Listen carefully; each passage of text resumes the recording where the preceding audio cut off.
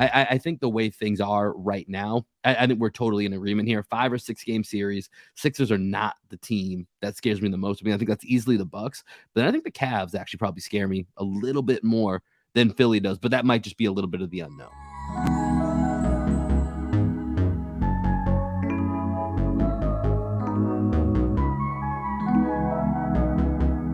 Yeah, so I've been scouting the Cavs. I'm not even going to lie. Yeah, tell me. I mean, I said, like, I think that my biggest concern, and I said this on an episode last week, actually, was my biggest concern is the way they utilize Evan Mobley, right? Yeah. And the way they put him in the corner when they're playing offense. So now all of a sudden so what happens is you put one of your most impactful big men defenders, which is usually Al Horford, and you put him on Mobley. And now the Cavs are going to put Mobley in the corner and ask Mobley to stretch the floor, or they'll run some flex offense to get him coming into the post or whatever it may be. But he starts out in a half-court offense in the corner quite frequently. And all of a sudden, your defense is just stretched apart. And then Donovan Mitchell just gets a nice little back screen or a side or a pick and roll or whatever. And there's no key rim protector down there. Now, I think Boston have the ability to kind of counteract that with Robert Williams and the dual big lineup. But the downside is they also have Jarrett Allen, and they run dual big lineups a lot of the time. Yeah. Do you know what I mean? So that one little caveat, little bit of Spider-Man meme right there with the 2 front courts. Yeah. But that one little caveat of having Mobley go out into the corner just changes the composition of your defense, right? Because you have to account for him. He's got too much height to reliably expect a Marcus Smart or a Brogdon to guard him, because he's just going to shoot over you, and he is he's a viable 3-point scoring big man. So you really want to keep a big on him to be physical, to stay in his shooting space, to kind of deter that shot. But then you're taking one of your rim protectors away, and they've still got Jarrett Allen. It's a vertical threat. And now it's just who jumps higher this time versus Rob and J.A.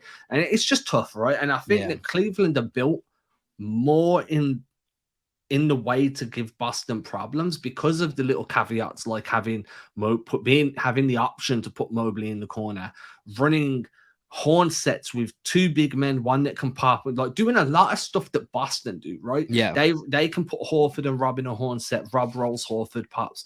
So can Cleveland. Like, there's just so many like similarities between the two teams.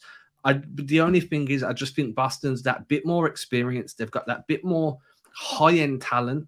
I think both teams are deep. Yeah, I don't know if level, right? Yeah, at the high end, Cleveland's deep because their top 4 can match up with any 4 in the league, right? Yeah. You know what I mean? That's where it is. It's that next level down that I don't think they have, and that's a little bit in the Philly Boston sense, where I just listed Derek White, Malcolm Brogdon, Robert Williams, all these guys that you are adding into addition to your stars, to your defensive player of the year, to your 2 all NBA guys, and so that's where I think there's a little bit of difference. And you mentioned the experience. I think the part for you covered most of the reasons why I think Cleveland is it's just a matchup thing more than anything else. They're just so much more. Like you said, it's that Spider-Man meme, but it's not just the players, it's the design of the roster is so similar. I do think, though, that this could bleed into what you wanted to speak about with Derek White, and to another extent, Malcolm Brogdon, is that secondary depth, that second-tier depth, with Grant Williams thrown into that discussion as well. You could have Muscala in there if you need more 3-point shooting. You can keep Al in there, whatever you want to do, right? That second tier depth is just so much more experienced, so much more veteran savvy, and bluntly, so much more talented than what Cleveland's second tier depth is. That's where the advantage comes.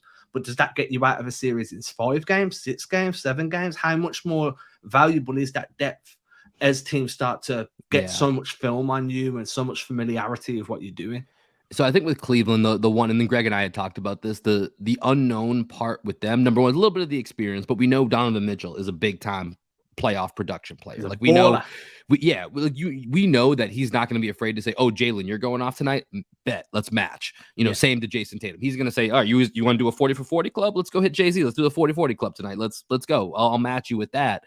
The part that is kind of the mystery of the Cavaliers is does Evan Mobley just make that leap? Greg and I talked about this in the last episode. Is this when Mobley just decides, oh, hey, I'm going to tell the world this is my moment that I'm making the leap? Maybe it's not till next year. Who knows? But that's the thing. You don't know, right? You don't know until you know. And so if that's that moment and the Celtics get, a little bit banged up and it cuts into that, the disparity and the depth, all of a sudden you may have yourself a very different situation. So that's where I think it gets a little bit interesting with the Cavs.